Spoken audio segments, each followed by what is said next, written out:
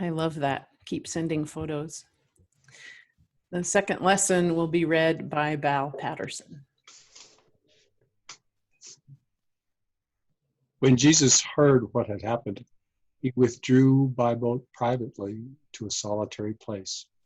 Hearing of this, the crowds followed him on foot from the towns.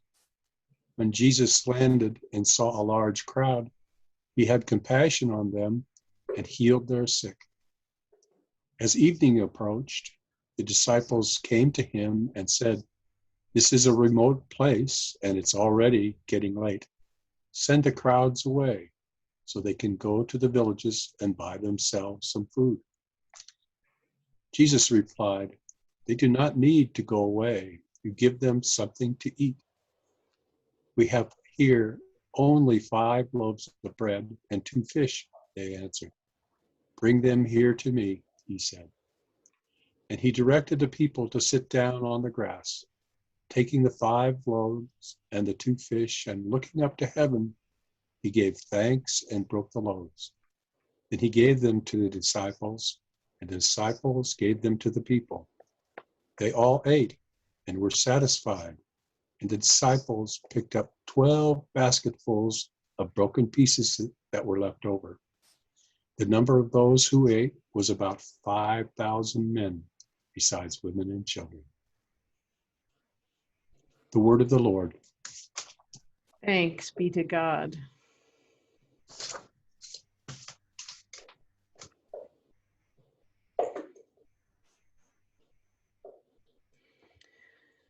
Well, good morning. If you want to see me a lot bigger, you can always click on the gallery view in the top right of your screen, or you can just enjoy seeing other people as I'm speaking this morning. I want to begin with a couple of notes. It's Nancy Jordan's birthday today. Nancy, are you here? Let's see. There's so many screens of you, it's hard to make sure everyone's here. It's nice to see see everyone. You can say happy birthday in the chat. And it was Tom Sturm's birthday on Wednesday, and Tom and Jackie sent in some pictures from their trip to Norway last year for his birthday with some longing. Also, if the Zarskis are here, if Mindy and Jim are here, it's their anniversary today. So all sorts of cheers and waves for them. And we have some guests and visitors, although also some folks becoming regular. Father Max Bailey is here. So we're really glad. Looks like you're sitting outside, Max. That looks lovely. Matthew Stolte is here and reached out to us this week. So it's nice to have you. Nice to see you. I know I'm going to miss some folks. I'm looking through our screens. I see a couple phone numbers I don't recognize. We're really glad you're here. Meg Holliday's joining us again from Duluth, Minnesota. So here we are. Good morning. Of course, that gospel, one of the miracles that's repeated numerous times in the various gospels, got me thinking about feasts. And even though it might make you a little wistful, I want to invite you to think about feasts too. You might even want to close your eyes. I'll tell you about a few kinds of things that I remember. Years ago, when I was 17, 18 years old, my summer job was to lead backpacking trips for the Audubon Society. And I found myself leading groups of 10 or so grown-ups. I definitely wasn't, but somehow I had this job, and we would go backpacking and hike far. Of course, it didn't seem far to me, it was far to them, and I was one of a few staff, and so we were full service. We would cook and help with tents and things like that. This was true backpacking. We carried everything in and everything out, and it wasn't like you could snack before dinner because you'd just be eating tomorrow's lunch or something like that. Plus, It was all usually sequestered because there were bears where we were. But I think about those, and they certainly were feasts. You know, I'd be sitting with one or maybe two burners and cooking probably some plain pasta with maybe some Parmesan cheese or mac and cheese or various soupy, gloopy things that you can cook in one pot that provide as many calories as you possibly can. And people were hungry and waiting. And at elevation, it takes, you know, a lot longer for things to boil. And just that feastly sense of waiting and eating together and having had a journey together. We didn't always know each other really well, especially at the beginning.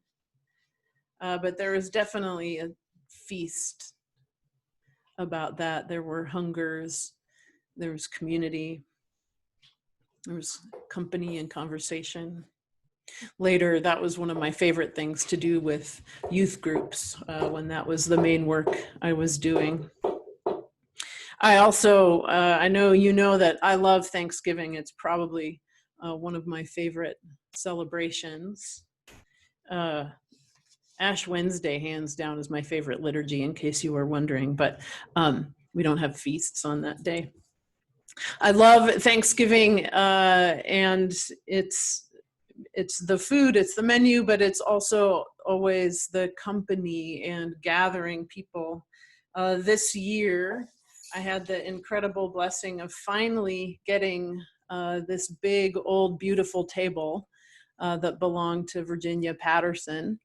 And it seats 18 people, and this year we crammed 24 at it. This was just in November. I love that.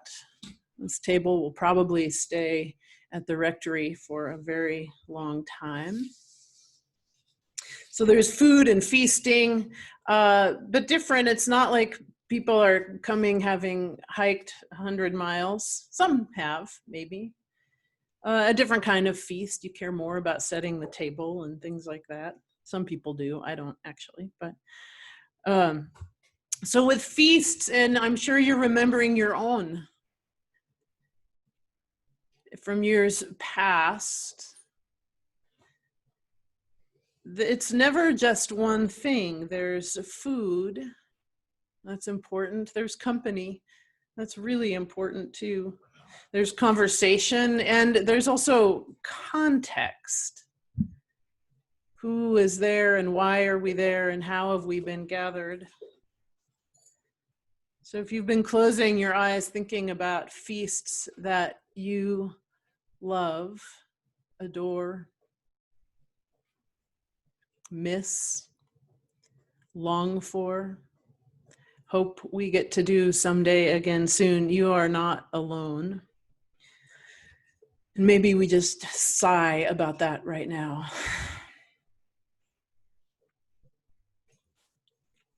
The very beginning of this story, this gospel story, it says, after he heard this, Jesus withdrew in a boat to a deserted place by himself. What is this that he had just heard? Well, it matters actually quite a bit.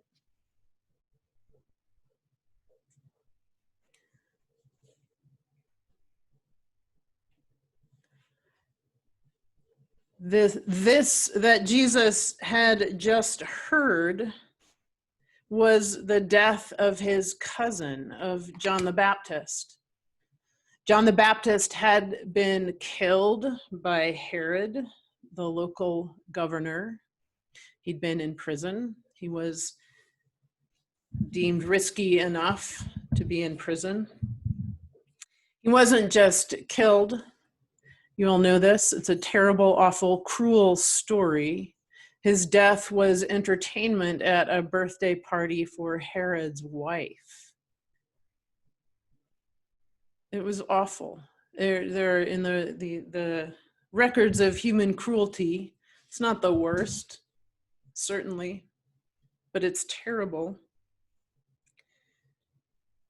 But also worth acknowledging that was a feast also as a birthday party. There was singing and dancing and food and things like that. A reminder that not all feasts are holy, that feasts of God are also linked directly to justice and love and compassion and kindness. The gospel said after he heard this, he withdrew to a deserted place.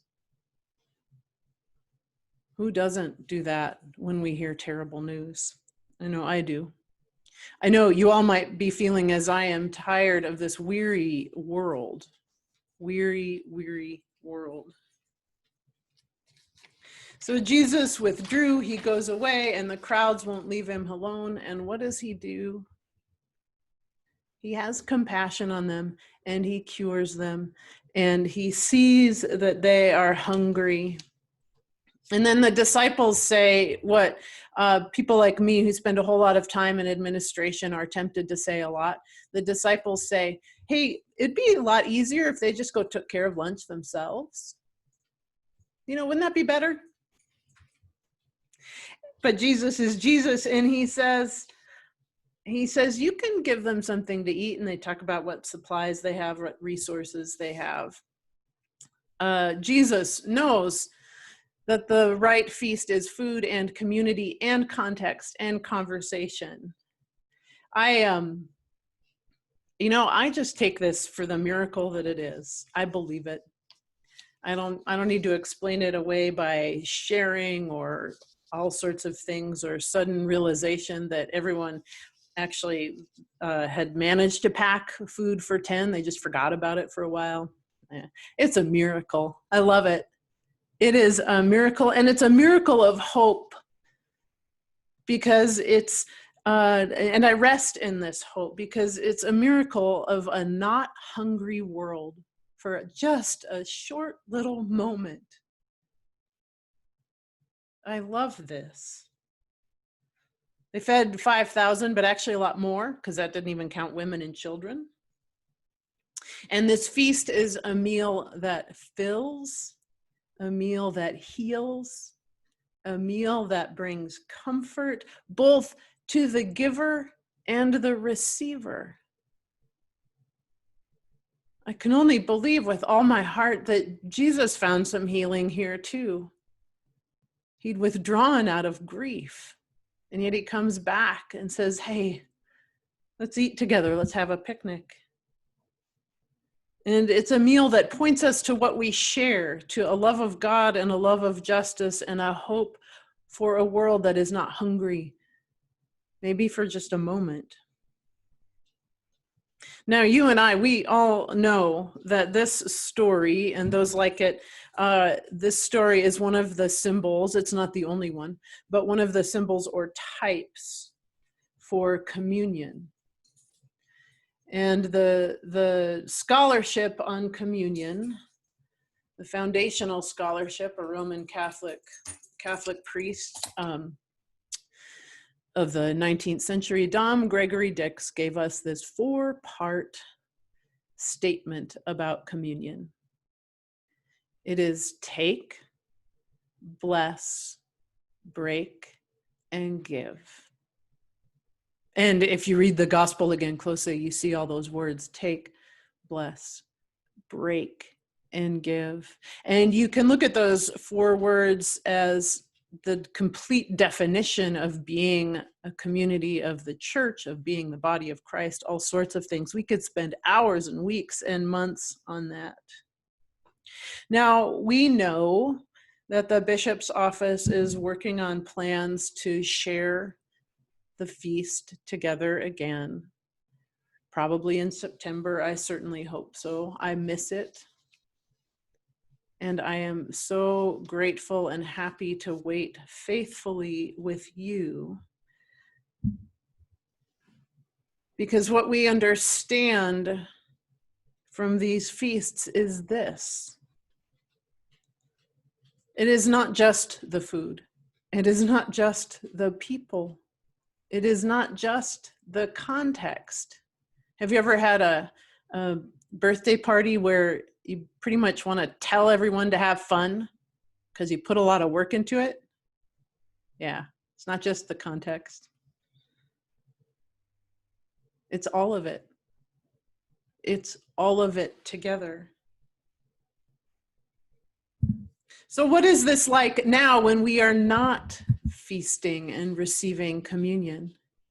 It means that we get this incredible gift of relying and trusting in God's providence in other ways. And I have some really great stories for what this is like for us right now at St. Aidan's.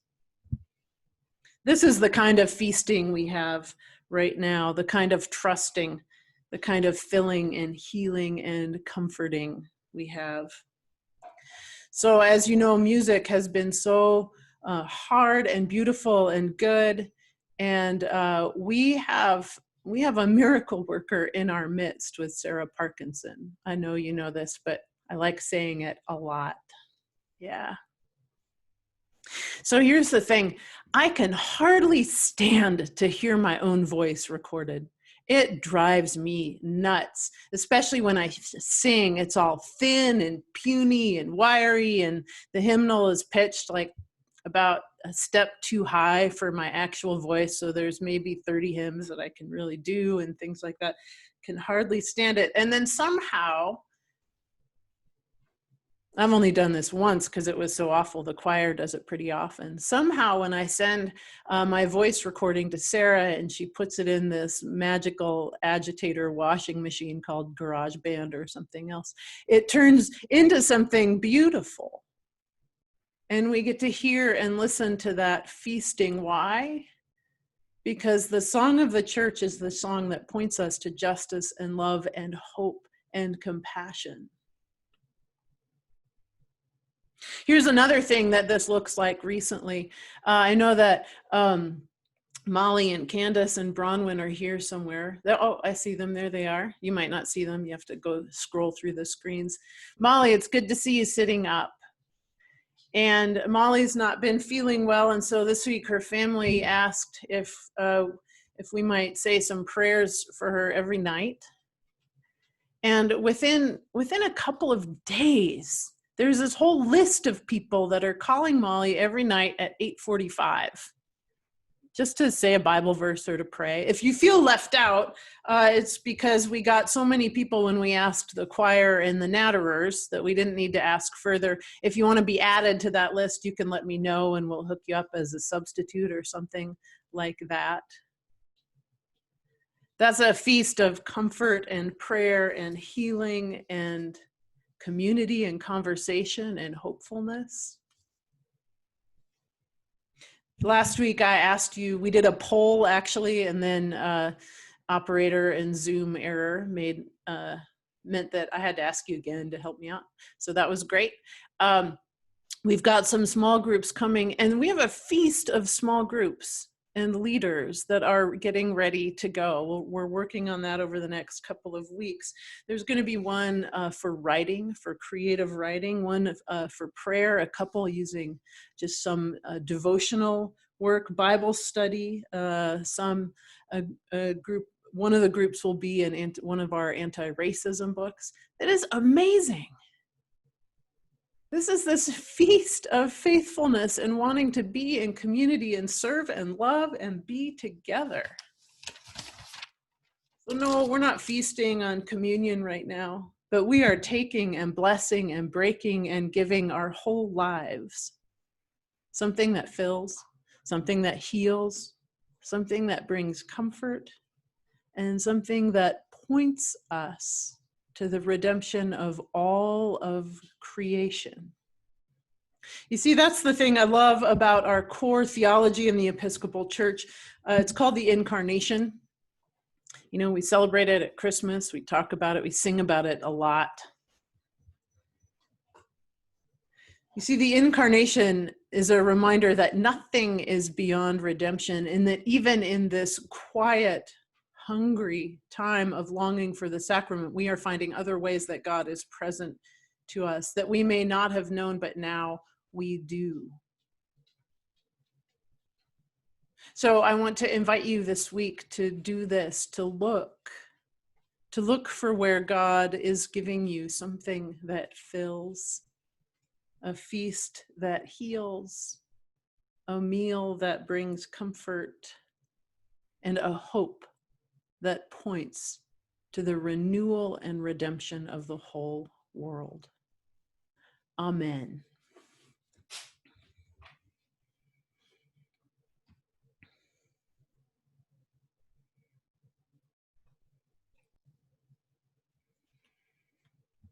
Just in case you were wondering, that was the homily, of course.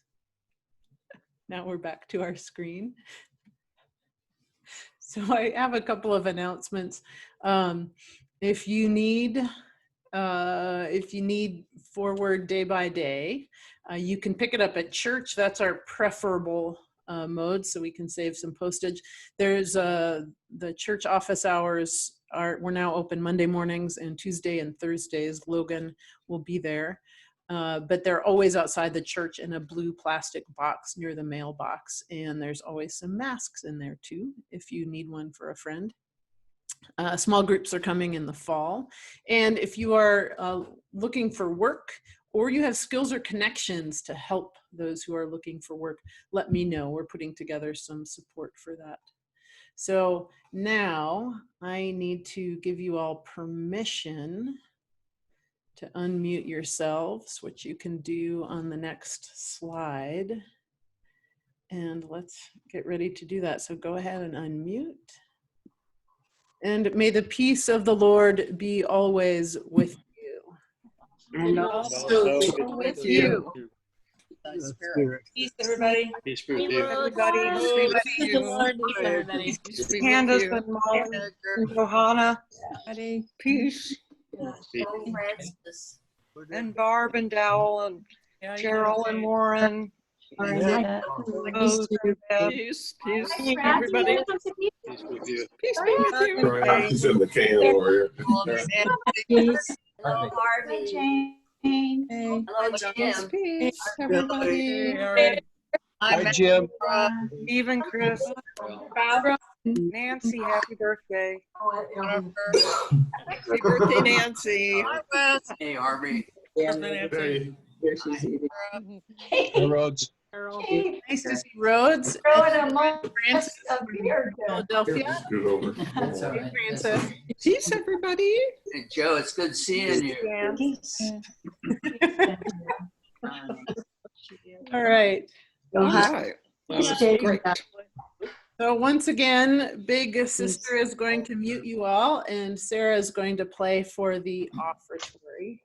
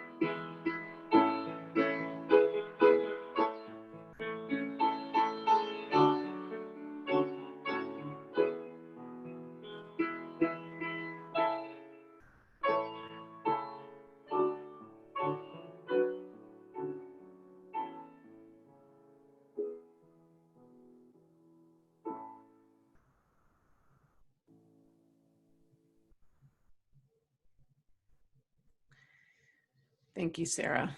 I needed to hear that today.